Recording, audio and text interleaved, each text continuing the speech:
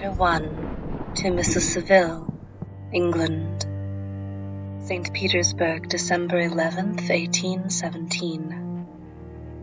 You will rejoice to hear that no disaster has accompanied the commencement of an enterprise which you have regarded with such evil forebodings. I arrived here yesterday, and my first task is to assure my dear sister of my welfare and increasing confidence in the success of my undertaking. I am already far north of London, and as I walk in the streets of Petersburg, I feel a cold northern breeze play upon my cheeks, which braces my nerves and fills me with delight. Do you understand this feeling? This breeze which has traveled from the regions towards which I am advancing gives me a foretaste of those icy climes.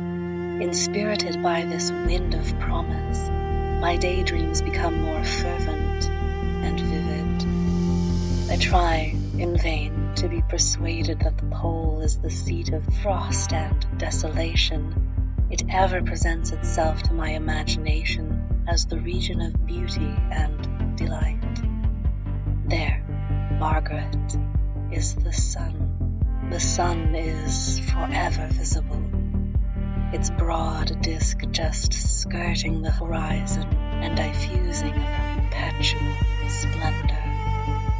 There, but with your leave, my sister, I will put some trust in preceding navigators. There snow and frost are banished, and sailing over a calm sea, we may be wafted to a land surpassing in wonders and in beauty every region hitherto discovered on the habitable globe. Its productions and features may be without example, as the phenomena of the heavenly bodies undoubtedly are in those undiscovered solitudes. What may not be expected in a country of eternal light? I may there discover the wondrous power which attracts the needle, and may regulate 1,000 celestial observations that require only this voyage to render their seeming eccentricities consistent forever.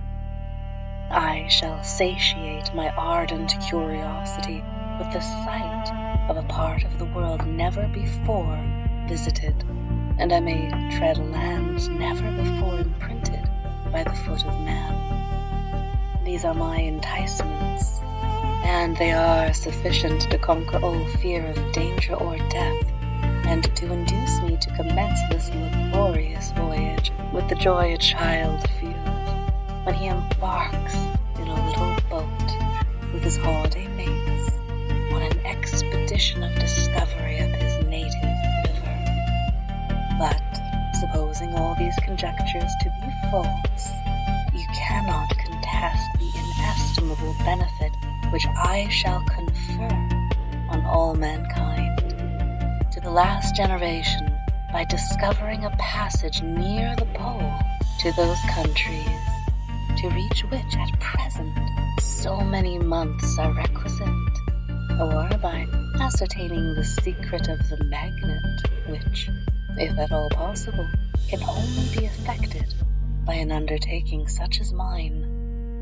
These reflections have dispelled the agitation with which I began my letter, and I feel my heart glow with an enthusiasm which elevates me to heaven, for nothing contributes so much to tranquilize the mind as steady purpose, a point on which the soul may fix its intellectual eye. This expedition has been the favorite dream of my early years. I have read with ardor the accounts of the various voyages which have been made in the prospect of arriving at the North Pacific Ocean through the seas which surround the pole. You may remember that a history of all the voyages made for purposes of discovery composed the whole of our good Uncle Thomas's library. My education was neglected, yet I was passionately fond of reading. These volumes were my study day and night, and my familiarity with them increased that regret which I had felt as a child on learning that my father's dying injunction had forbidden my uncle to allow me to embark on a seafaring life. These visions faded when I perused, for the first time, those poets whose effusions entranced my soul and lifted it to heaven. I also became a poet, and for 1 year lived in a paradise of my own creation.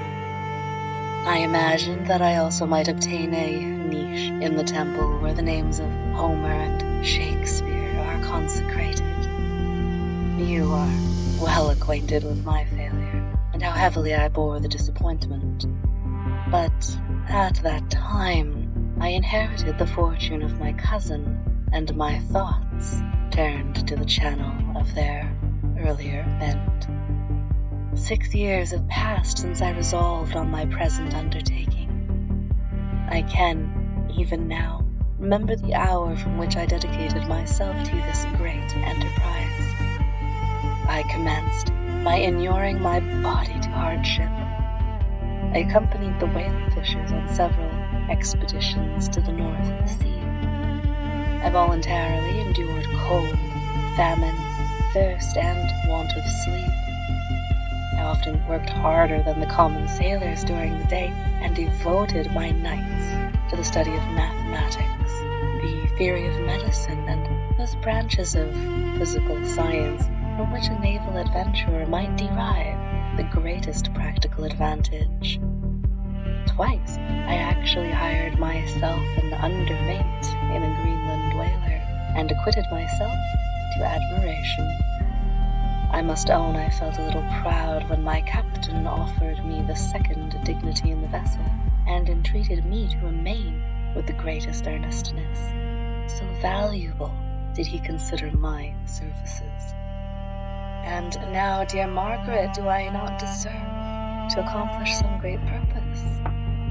My life might have been passed in ease and luxury, but I preferred glory to every enticement that wealth placed in my path.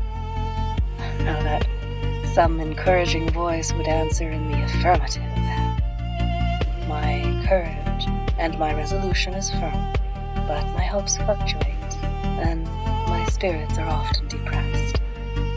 I am about to proceed on a long and difficult voyage, the emergencies of which will demand all my fortitude.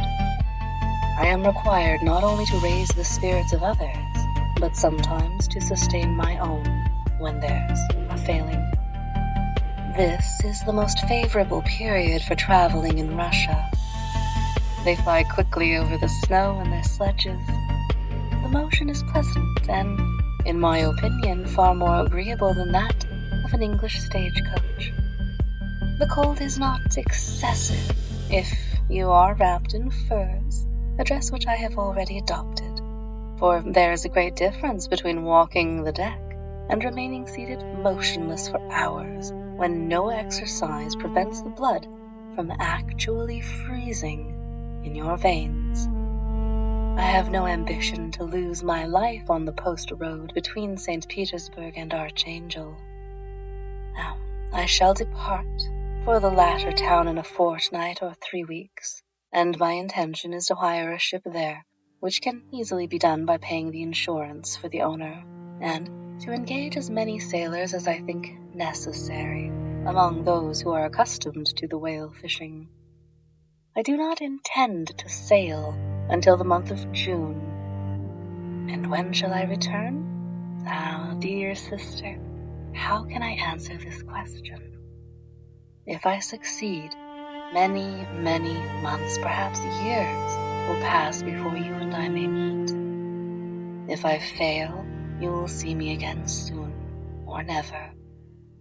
Farewell, my excellent Margaret. Heaven shower down blessings on you, and save me, that I may again and again testify my gratitude for all your love and kindness. Your affectionate brother, R. Walton.